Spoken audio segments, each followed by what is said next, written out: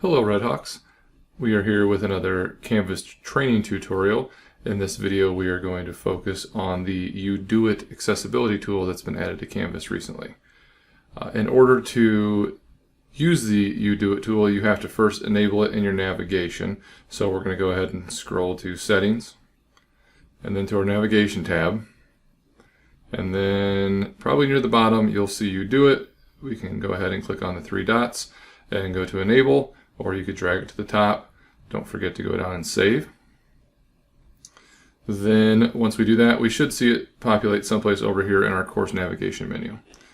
Once we do that, we'll go ahead and click on that link. You'll see this page which will explain what UDOIT is, a little video about overview. This menu goes through and explains kind of the things it scans for. So you can click on these and get a little more information about what that is and why it's important. Some of them have links to information about those things. All of these also apply. So you'll see as we go through the video, when we look at alt text, this same little pop-up comes up at the top of every single page. But this way you kind of know what it is picking up and what it's not picking up. And then if you don't want to see that page in the future, you just want to go right to where the issues are, you can go ahead and click on skip the welcome message in the future. And then you'll always see up at the top, it'll say that it's running, and you can click on continue to go from there. Anytime I click this link, the UDOIT tool runs. So it's currently scanning. So what this will do is it will scan your entire course for any accessibility issues that exist.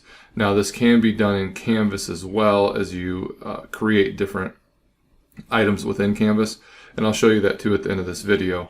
But this is more for checking maybe a course that you had built previously that you didn't pay a lot of attention to accessibility on, or just to occasionally check to make sure there are no issues that might pop up. UDOIT won't check for all things or can't correct all things, but it's going to cover the majority of the big topics that you need to be aware of in accessibility. So now that's finished running, I see that I have 85 errors. And when you run this, you might have a bit of a panic because you might have 85, 100, 200 errors, but chances are a lot of them are the same. And this common error section, a lot of those you can fix through this UDOIT tool without ever having to go to the individual pages. In the suggestions area, those are items that should be taken care of because you want your course to be as accessible as possible. But they're things that you're going to have to go out and spend a little more time manually fixing. You can't do it from this UDOIT screen itself. Like I said, this isn't all the items that show, but it does include a couple of the big ones. So the big idea here is just to kind of show you how to use this tool, what can be done. Most of these, when you open them up, it will give you some explanation as to how to fix the accessibility issue. And if there's anything that you are unaware of, you can always contact our department in TLDE, and we would be happy to help you figure out how to resolve any issues that you might be struggling with. Things that UDOIT will not do, it's not going to help you with external files like PDFs, PowerPoints, Word documents, things like that. Really, best practice is that most of that stuff is inside of a page within Canvas anyways, but those are obviously outside sources. There is a paid version of UDOIT that will help you convert some of those things into pages, but that's not something we have at this time.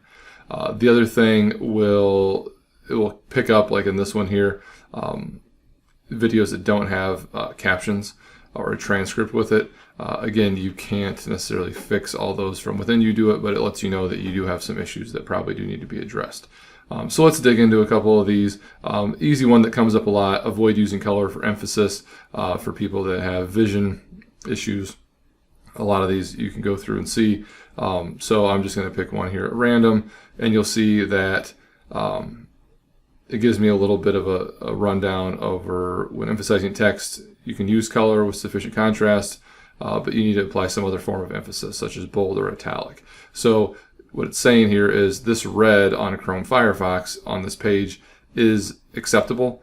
It's at a high enough contrast rate, but you don't want to use color alone. So I can click and make that text bold, and it will pick up on my change, and I can simply save it. Then I can move on to my next issue, which in this situation it picked this up as two separate issues. So some of the things you see where you might have like an abundance of errors might just be the way that UDOIT breaks it down in order to take care of. So I can continue to just click and save and work through the issues that show up and do things that are asked. If I'm done with those or I want to go back and work on something different, I can always click back on home.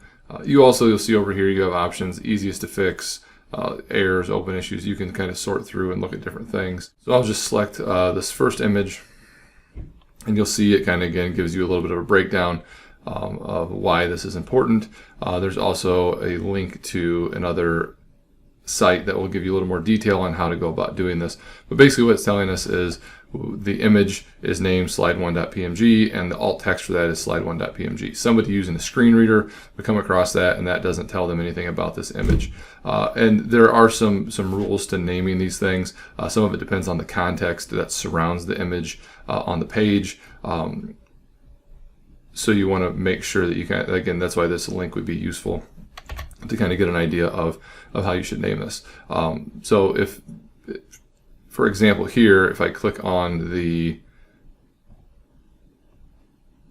section, I see that I have this image and there's also a video attached to it. So the video will explain more. So I don't necessarily have to put a ton of information there. I don't want to be redundant either and say like image of, so I could just say key areas when an assessment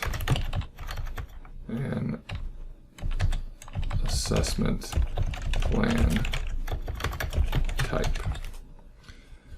And then I click on save. That will automatically update the HTML in the background to add that now as my alternative text. I could go ahead and keep clicking through on those. So those are all things that you could fix. Going back to home, the video tags, you'll see that it will allow you to review it, but it can't do anything. You would have to actually go into the video itself, depending on where you created that video, and add captions and a transcript and things like that. A good rule of thumb is if you're recording videos, using Kaltura is extremely helpful. Kaltura has a pretty good auto-generated captions. They claim it clocks in around 90% accuracy, which is much higher than YouTube and Zoom and things like that. So you want to make sure that you have those, and you want to make sure they're as accurate as possible. Spelling, punctuation, things like that are important when it comes to captions. If you have a course that has a lot of acronyms and jargon, sometimes those don't pick up very well on closed captions. So that'd be the kind of things you'd have to go back through and edit for. Going back one more time here to the suggested areas, you'll see these two are common. So if I click on avoid using styles, I can go and review. Sometimes this doesn't give me a great preview as to what's going on, so we're going to click on the page for this one and kind of see what's happening. And basically what it's saying is we try to differentiate with just things like bold text to kind of break up the page, which is great if you are reading through the page. It's super helpful. However, if again you're using a screen reader and we're looking at more of an accessibility situation, that's not going to give us everything we need, which is why it's saying it's good to use to emphasize, but headings help define the structure. So H1 through H6.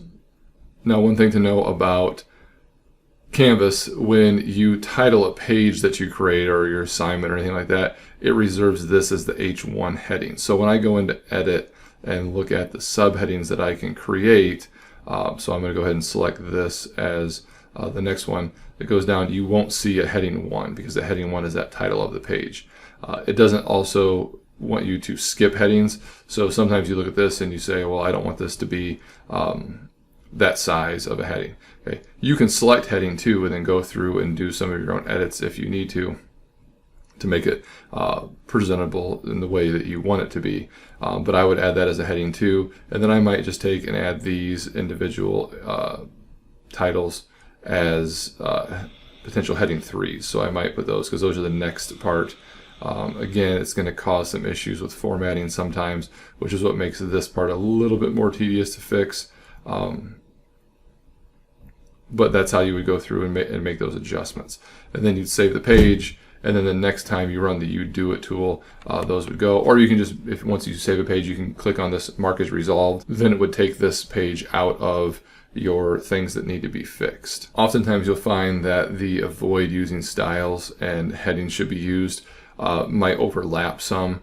Just because it wants you to put a heading in, and that's also some of the same problem that you see there. Sometimes you'll fix an error here in, say, like the avoid using styles area, and then it'll pop up in a headings area because there's a section that you need to adjust.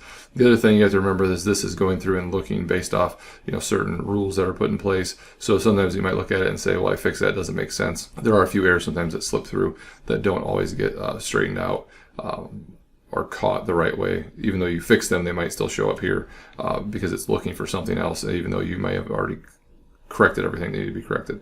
The other big one that shows up is links with nondescript text. So again, this one, it says here, kind of hard to tell what's going on. So we'll click on the page, and you'll see it says click here for detailed instructions. Well, we don't want to say necessarily here because again, on a screen reader or something like that, it's not going to be as descriptive. So we might say click for detailed instructions. So if we click on that text that has the link, click link options, we could change this to detailed instructions. That is then more of a clue as to what the link is actually taking us to. So we'll click there, we'll go ahead and add, click for detailed instructions. We'll remove this other wording. Even situations sometimes too where click for detailed instructions doesn't always help a bunch. Another reason you really don't want to use underline for emphasis because links automatically get underlined. At least now we know that when we click on this link, it's going to take us to detailed instructions of what we're supposed to do. So we would save that, and we can come back and we can mark that as resolved, or we could leave it. If you see this message pop up, it's just because it's taking a minute for it to register that that was saved. Even though we did save it, it'll go away.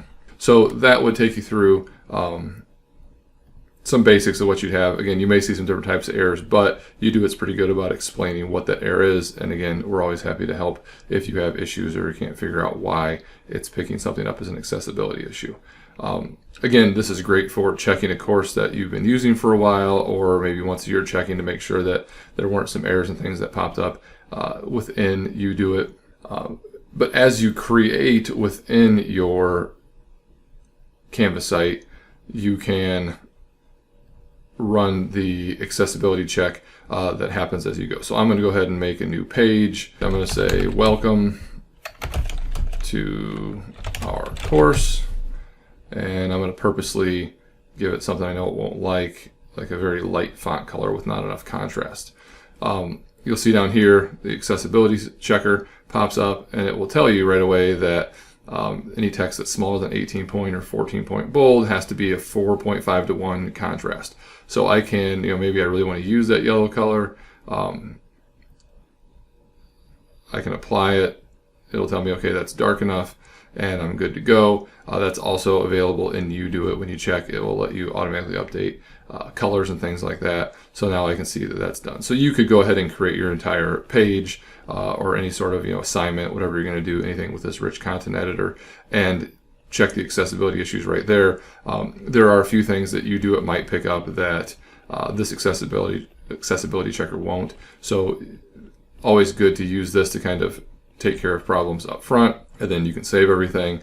And then not a bad idea to occasionally just run that UDOIT checker as well, and then it will show you any other issues that might have been created that didn't get caught on the initial run through, and things like links and things like that are broken. It will pick up on those as well. So a good tool to use to make sure that your course is accessible as possible. As I've said, if you have any questions or issues or need help with the accessibility components, feel free to contact us in the Teaching, Learning, Distance Ed department, and we are happy to help you. Have a great day.